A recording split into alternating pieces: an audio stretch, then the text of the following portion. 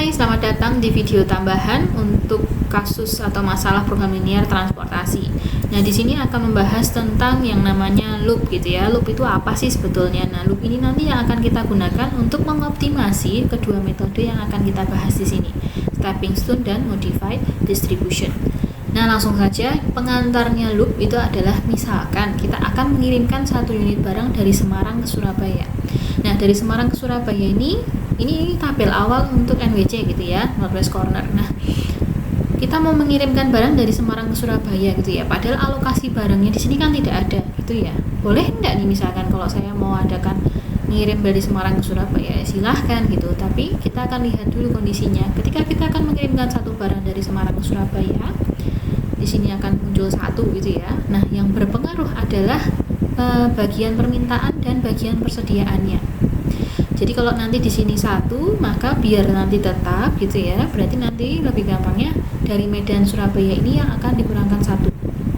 Nah, kalau nanti di sini kurangkan satu, maka yang efek berikutnya itu adalah dari Medan Balikpapan ini otomatis akan ditambah satu, biar persediaan medannya ini tetap 80, memaksimalkan di sini. Nah, setelah nanti di sini tambah satu, berarti yang dari Semarang Balikpapan akan berkurang satu. Nah, teman-teman silahkan cek. Di sini jadi 29, di sini 49, dijumlahkan masih 80, dan seterusnya untuk baris dan kolomnya nanti akan dicek gitu ya. Nah, perubahan di situ saya tuliskan di bagian sini. Jadi nanti yang akan berubah ketika saya tambahkan X31 ditambah 1, berarti nanti akan X21 berkurang 1 dan seterusnya sampai X32 akan kurang 1 gitu ya. Nah, ini artinya apa sih gitu ya? Kalau misalkan contoh nih X31 kita punya ditambah 1. Nah, berarti kalau ditambah 1 biayanya kan sebesar Rp3.000 gitu ya, ini dalam Rp1.000. Nah, berarti kita akan dapat yang namanya tambahan biaya. Tambahan biaya sebesar 1 kalikan 3.000.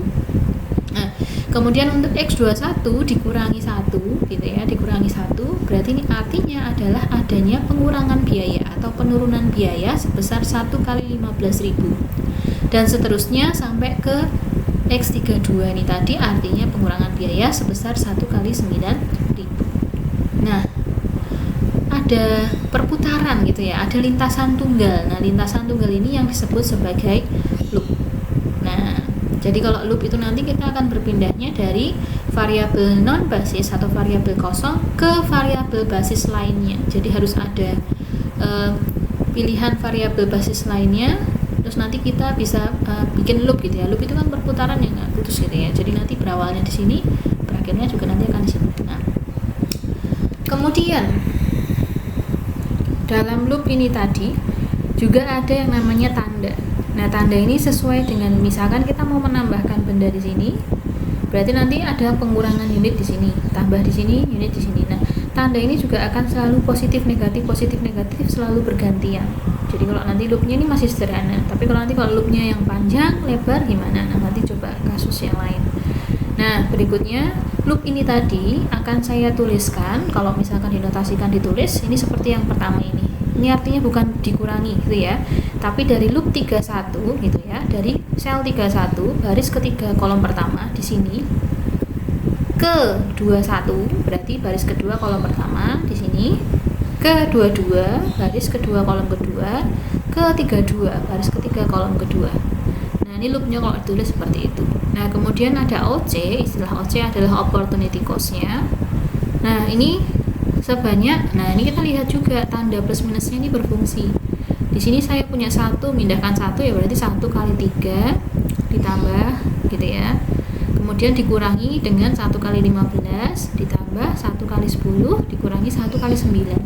Nah, ini opportunity cost-nya di sini, kemudian dihitung hasilnya negatif 11.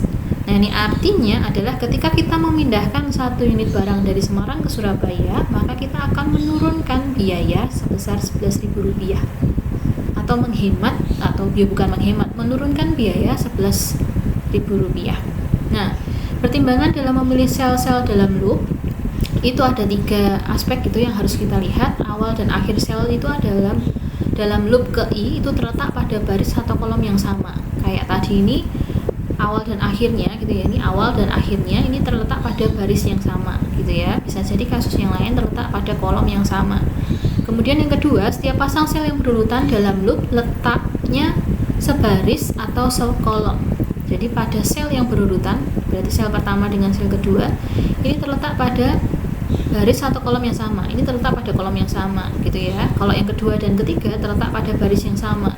3 dan 4 terletak pada kolom yang sama. Jadi nggak mungkin kalau misalkan sel pertama di sini, sel keduanya ada di sini, nggak mungkin.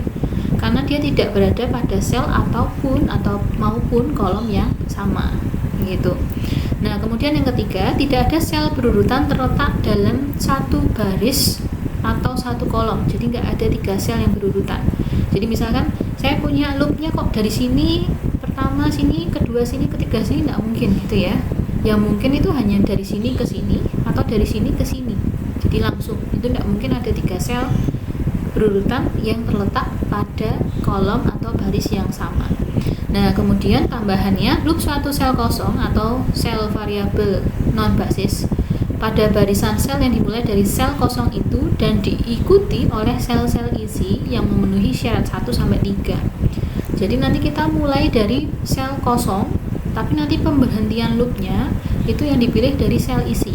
Jadi variabel basisnya. Begitu. Nah, contoh lainnya, misalkan kita mau cari loopnya nih, loopnya misalkan kasus seperti ini gitu ya. Dari variabel non basisnya adalah Balikpapan gitu. Nah, berarti Balikpapan di sini nanti kita akan lihat loopnya berarti dimulai dari Balikpapan gitu ya. Terus kemudian kita cari ada baris atau kolom. Nah, biasanya ini kayak loop itu kan ada putarannya gitu ya. Putarannya ini searah jarum jam gitu. Nah, kita akan pilih ke sana kan tidak mungkin, karena yang berikutnya adalah kita pilih untuk variabel basis atau variabel yang isi gitu ya. Dari kosong kita pilih isi-isi lainnya untuk dapat loop yang sama gitu. Nah, berarti kalau kasus yang di sini berarti nanti loopnya gimana? Nah, loopnya berarti kita nggak mungkin ke kanan tapi mungkin ke kiri gitu ya. Ke bawah pun ini ada 2 macam. Bisa ke bawah 1 langkah atau ke bawah 2 kotak ini. Nah, kalau misalkan ke bawah 2 kotak, maka sel berikutnya yang mungkin, jadi kan ini sudah pilih kolom ya, berarti nanti kita akan pilih baris gitu kan. Baris yang mungkin untuk ada kolom isinya itu kan hanya ke kanan gitu ya. Ya udah ke kanan gitu. Nah, berarti setelah baris kita pilih kolom. Nah, kolom berikutnya kan tidak ada kolom yang isi. Berarti tidak mungkin kita akan siklus pertamanya ke sini, enggak. Tapi mungkin ke bawah ini ya. Berarti nanti kita akan pilih yang ke bawah dulu ke sini. Nah, terus kemudian dari sini kan tadi kolom, kemudian baris. Adakah baris yang merupakan sel isi? Ada di sebelah sini. Berarti nanti kita akan lanjut ke sini gitu. Terus loopnya adalah kolom berarti ke sana, baris berarti ke sana, kembali ke sel awal gitu. Nah, semoga penjelasan video kali ini dapat bermanfaat dan selamat menyaksikan video-video untuk stepping stone dan modinya. Terima kasih.